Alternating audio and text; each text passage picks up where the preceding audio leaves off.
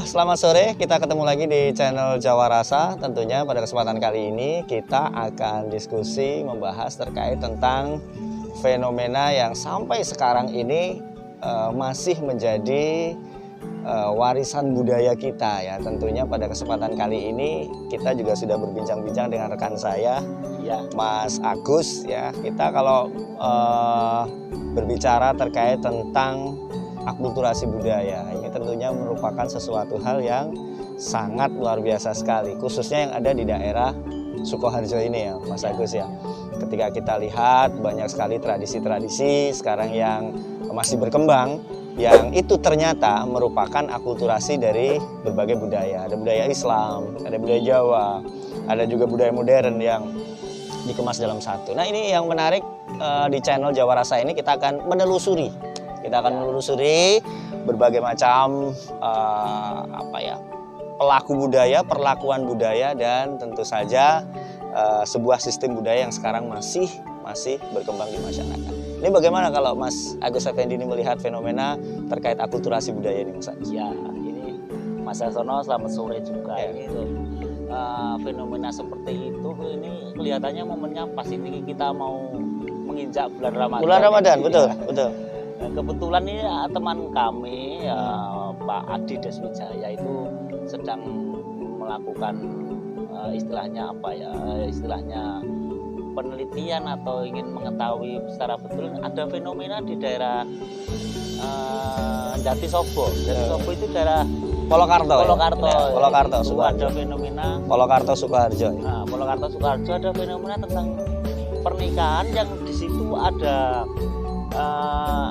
prosesi, yaitu pengantinnya itu diarak keliling mengelilingi desa dan harus melewati masjid ya kalau nggak salah ya. Masjid ya. Mungkin ada salah satu unsur namanya siar. Oh ya, itu betul. bentuk-bentuk akulturasi yang masih sampai sekarang masih dijaga betul ya. Antara Islam dan Jawa ya. Jadi tradisi ini pun masih dihormati oleh masyarakat sekitar ya. Tentunya masyarakat sekitar pun masih menyambut baik dan sampai sekarang pun masih menjaga budaya itu biar bisa eksis. Karena kalau kita melihat dan menilik perjalanan sejarah khususnya di Sukoharjo sendiri ini kan banyak sekali titik-titik akulturasi budaya yang sampai sekarang ini sebetulnya masih muncul lah ya di daerah Sukoharjo ini. Jadi untuk pemirsa YouTube dimanapun Anda berada, tentu saja untuk jangan lupa ya, kita selalu pantengin terus di Jawa Rasa channel ini. Kita akan mengungkap sisi sejarah, kita akan mengungkap sisi religi, kita akan mengungkap sisi akulturasi budaya melalui perjalanan-perjalanan spiritual dan juga perjalanan-perjalanan dalam kita dalam framing spiritual exercise. Nah, ini merupakan sesuatu yang menarik sekali. Saat ini teman kita Mas Adi Deswijaya ya. Ini sekarang kita sudah melakukan saya Pak Pardiatmoko ya itu. Pardi ya. Pardi Moko. Oh ya. Ini ada dua rekan kita yang saat sekarang sedang meliput prosesi yang tadi sudah disampaikan oleh Mas Agus, bagaimana melengkapi sebuah prosesi pernikahan Jawa itu dengan mengitari masjid. Nah, ini sebetulnya bagaimana jalannya dari prosesi itu tentunya akan kita simak bersama, gitu ya Mas Agus ya? Ya. Oke. Ya, jangan kemana-mana, tetap di channel Jawa Rasa. Selamat siang Bapak, saya Adi dari Universitas Bantara Sukoharjo. Sowan ke sini pertama silaturahim, kedua mungkin ingin wawancara dengan Bapak terkait sejarah Masjid Jatisobo ini, karena insya Allah akan dijadikan untuk sebuah penelitian. Mungkin gitu Bapak. Mungkin Bapak Asmo? Selamat siang juga Pak Adi. Saya nama Suprilanto. Karena sejak kecil saya itu dipanggil April ya, sampai sekarang manggil saya ya April gitu. Kaitannya dengan Masjid Agung Jatisobo, ya, saya juga generasi muda, jadi hanya menerima cerita-cerita orang dahulu, ya, bahwa memang dulu itu ada yang menceritakan bahwa dari geger Pacinan, ya, dari Pacinan, Keraton Kartosuro pindah ke Surakarta, ya kan, itu kan katanya banyak ulama yang tidak cocok dengan pemerintahan pada waktu itu, akhirnya menyebarkan kemana-mana, termasuk ke Jatisobo kan begitu. Itu benarnya di mana saya tidak tahu, tapi yang jelas bahwa ada salah satu ulama yang memang benar ya dari mungkin dari lingkungan keraton, entah statusnya apa, dia keluar dari keraton, mengetan istilahnya, ngelerek mengetan jadi ke timur Bengawan Solo ini, mendirikan beberapa masjid pada waktu itu, tapi terakhir di Jatisobo ini. Ada yang di sebelah barat timur Bengawan Solo, terus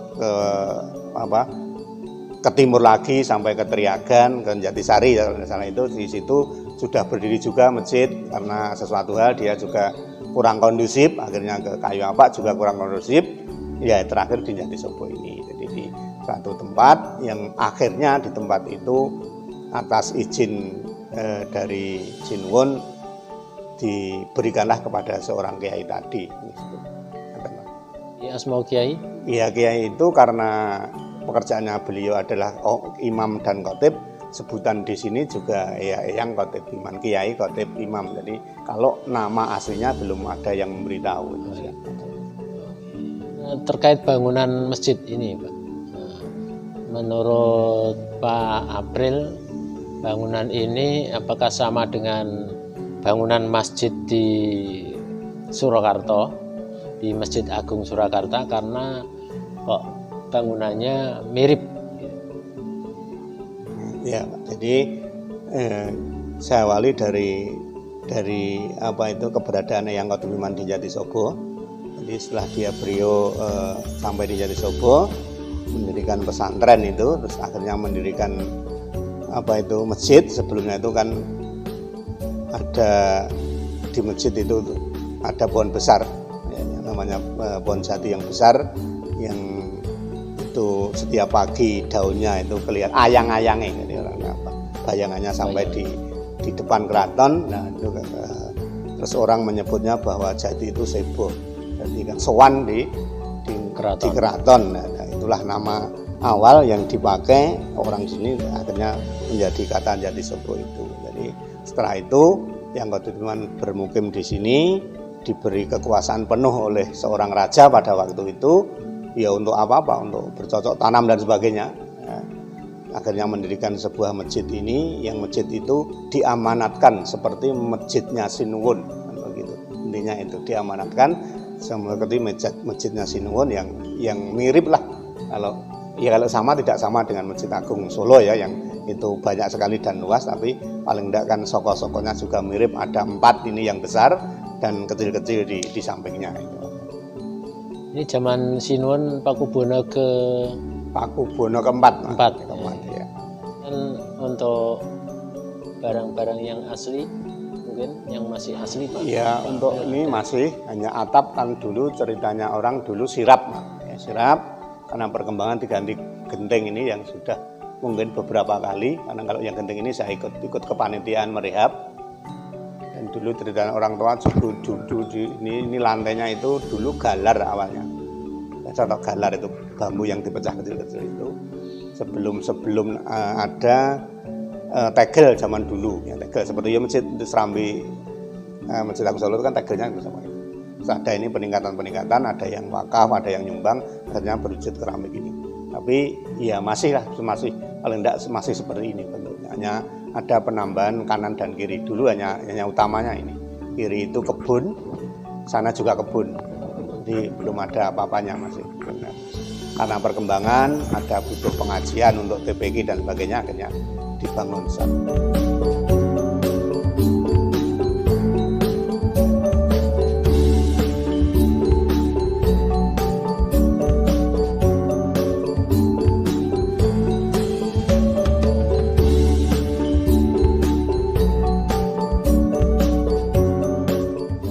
Kemudian kembali ke bangunan masjid ini, yang barang-barang yang masih lama asli napa mawon, Pak?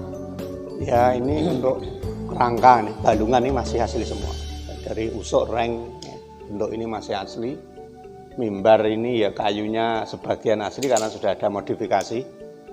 Dulu halus Mas, tidak ada ornamen, tidak ada ukiran, hanya kayu biasa dibentuk. Kalau Disungging. melengkung ya melengkung. Ya. Sungging sendiri. Nah, ini sungging ini sudah tahun 90-an ini. Sungging Seni dulu di cuma halus biasa. Ya kalau lengkuannya masih sama lengkuannya begitu, tapi belum ada ornamennya, belum ada sunggingannya, masih biasa polos kayu kan. Itu masih bentuk ini, bentuk depan imam ini dulu ini tembok. Tembok karena ya namanya tembok kan dimakan usia kayak krep dan sebagainya, karena dulu kan ya juga campuran lepo cuma pasir sama gamping ya kan. Nah sekarang karena kemarin itu disusui, temboknya disusui genjau peradan itu kalau gen awet minggu, lah ini dibikinkan dipotongkan keramik itu, tapi modelnya juga seperti itu, persis begitu gitu. Atasnya masih asli nih, Pak? Masih papan masih asli. Masih asli. Tombak masih ya, semua yang ada di situ masih asli. Sejak saya kecil tahu itu ya masih itu, ada dua itu. Saya hanya nombok sarungnya yang hilang. Itu kan ada sarungnya. Tombaknya kan juga ada sarungnya. Simbol sarungnya. Catnya masih asli dulu warnanya? Dulu enggak dulu cat. Mas asli kayu, malah enggak ada cat apa-apa. Oh. Ini ada kesepakatan orang-orang tua bahwa kita itu menginduk di Masjid Solo sebelum direhab dulu karena juga catnya kan begini ya. Karena setelah direhab jadi coklat atau enggak tahu sebelum jamnya ini terus itu dikira kita cat. Awalnya masih kayu, jadi bisa dilihat lekuan-lekuan karena goresan usia itu kelihatan sekali. Memang tidak halus kan gitu. Terkait di pekarangan Kiai Saryam Kiai Khotib Iman itu yang sari di situ siapa saja? Apa itu terahnya? Ya kalau awal-awal begitu, jadi saya sendiri ya pasnya enggak tahu karena bukan suruh kunci, tapi ngendikane para sepuh dulu. Jadi yang Khotib Iman itu dapat hadiah dari keraton, Sude Putri Paringan sampai 7 kalau tidak salah ya. Itu menyebar kemana-mana. Nanti kalau sekedar silsilah sedikit ada nanti.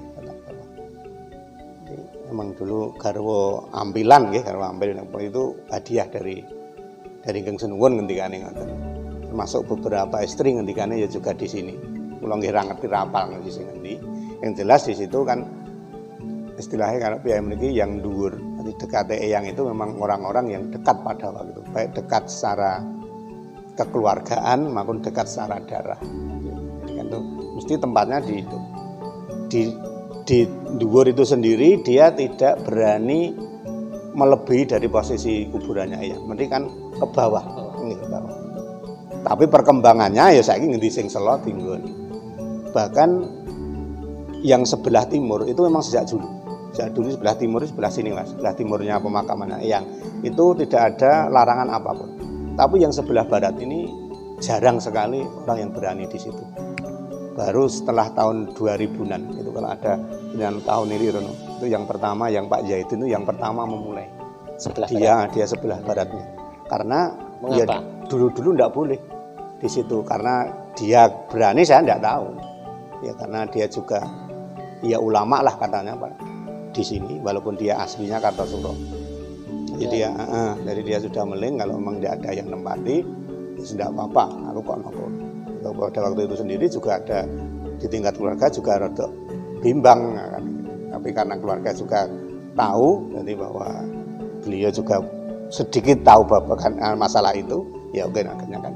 Nah, setelah itu ditempati itu sekarang inginnya orang di situ. Jadi orangnya mungkin dulu tidak berani kalau ada apa-apanya kan gitu. Sekarang sama berani semua dari situ kan gitu.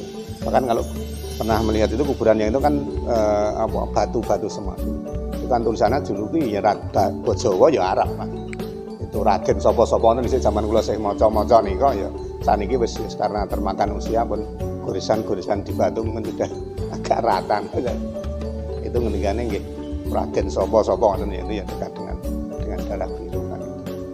Nah, setelah perkembangan ini bahkan orang-orang yang dulu hidup di sini saja sekarang sudah keluar jadi sopo, bahkan sudah ke cucunya saja kalau mati inginnya dikubur di sini. Kadang-kadang juga pemerintah desa nggak ngerti iki anake sapa, ora ana wong ngerti wong cah nom-nom kan. Tapi itu ngendikane ya iki turune wong jadi sopo lah kan ya. turun yang mana kan. Ngeten Mas. Nggih. Di sebelah timurnya ada bangunan kecil Sanggar Ya. Palanggatan dulu. Iya dulu ngendikane kangge buat apa pasinaon lah katakanlah itu kan. Itu ada tulisan apa itu Sanggar padi ya Palanggatan. itu kan sudah perso ngono kuwi apa. Lah buku itu semuanya dulu di situ. Oh, di situ. Oh, semua itu kitab-kitab itu di situ. Tapi nggih karena ketidaktahuan saja mungkin ya itu karena wis ya bobrok jual-jual ra dilumpuk ra mudeng macane barang soalnya itu kan dibakar dan sebagainya. Kadang-kadang justru itu dulu kecil saya itu di situ tuh buku itu. Nah, itu ngendikane. Nah, ini ceritanya orang dulu. Itu PB4 itu kalau nang Sukawuh itu di situ ngendikane kan bisa iki. Ya, nanti bisa cek tenan apa kan itu kan. Di situ tempatnya. Seperti di Wonorejo. Dulu itu kalau di Ponegoro ke Wonorejo itu di atas itu di loteng ya jadi itu atas, ya. ya. Jadi dia mbabari ilmu dan mriku kan kalau Oh, gitu. kalau kan itu ngendikane kan Oh. ada kan niku tenan apa mboten alam kula nggih rong iso golek niku. Rong iso gathokke lah informasi itu. Tapi yang saya tahu sejak saya itu sapa masjid ya, itu tempat buku-buku dulu itu. Jadi buku ini dhisik ora digawe masjid malah dawakne kono. Ora digreng ya mlebet niku. Napa? Mlebet niku Oh, ora pun digreng. pun monggo menan sing duwe makam sing luwih dhuwur iso niku monggo menan goleki. Ya dulu di sini ayo ning jero kono ngono ndak ngerti apa wis ora mikir napa-napa. Kalau ke makamnya tempatnya Kiai ini kok mboten ono biasa. Wah, terus nanti Tapi keren. yang itu kok ada greng. Lah monggo. Menan sing pirsa babakan ngoten iki. Karena sudah banyak saya mencari data, mengolah data dengan dari sumber panjenengan, informasi panjenengan, saya ucapkan terima kasih ya Pak April. Oh ya Pak April, nama lengkapnya tadi? Suprilanto. Yoswa, umur, Umur 53 sekarang. 53 besok April. pekerjaan, Pekerjaan swasta ini tinggal di di Jatisobo. RT RT 2 RW 7. 2 RW 7 Itu, Jatisobo, itu RT paling akhir, RW paling akhir. Polokarto. Ya, Jatisobo Polokarto ya. Oke. Terima kasih sekali telah memberikan informasi kepada kami Pak April. Semoga sehat-sehat selalu Pak April ya. Alhamdulillah, matur nuwun Pak Adi nggih jamaah di sami-sami. masjid ini tambah banyak, Amin, ramai, amin. masjidnya tambah berkah. Amin. Terima kasih Pak April. Sami-sami. Ketemu lagi di channel Jawa Rasa, dan itu tadi rekan kami sudah mencoba untuk berwawancara dengan narasumber ya Mas Agus ya, terkait tentang histori atau sejarah dari Masjid Jatisobo Betul. Polokarto. Ya, dan itu sudah ada gambaran sekilas, tapi Betul, nanti betul. kita akan bisa melanjutkan tentang bagaimana sejarahnya tentang Masjid Agung di Jatisobo dan bagaimana masyarakat setempat tentang tanggapan masyarakatnya tentang ada tradisi tersebut. Baik, tentu saja gambaran dari narasumber tadi setidaknya sudah memberikan pencerahan ya bagi kita Ya. terkait tentang fenomena masuknya budaya Islam dan Jawa itu bisa berjalan beriringan. Nah itu Satu waduh. oke, bersatu padu, dan untuk semuanya saja yang menyimak di YouTube ini ya, khususnya di channel Jawa Rasa ini, jangan lupa like, subscribe. Jangan lupa like, subscribe, dan juga share ya, juga komen untuk penyemangat kami tentunya untuk melanjutkan riset-riset ini, khususnya di dalam membuka tabir. Kita boleh menggunakan istilah ini ya, Mas? Boleh. Sangat Ya, boleh, jadi kita ya. mencoba membuat istilah dengan membuka tabir terkait tentang bagaimana sebetulnya eksistensi budaya yang masih ada di wilayah Sukoharjo. Pada kesempatan ini, episode ini kita khusus akan membahas terkait tentang ada tradisi di tentang pernikahan di Jatisobo. pernikahan di Jatisobo, karena ini unik ya, beda Ya. dengan pernikahan-pernikahan yang Pada yang pada umumnya, karena setelah prosesi pernikahan ini selesai, nanti pengantin itu akan diarak atau akan dibawa untuk mengelilingi Masjid Jatisobo ini. Nah, sebetulnya motivasinya apa, tujuannya apa, dan manfaatnya apa, secara nilai filosofinya juga apa, kita akan simak di episode selanjutnya. Tetap di sini terus di channel Jawa Rasa.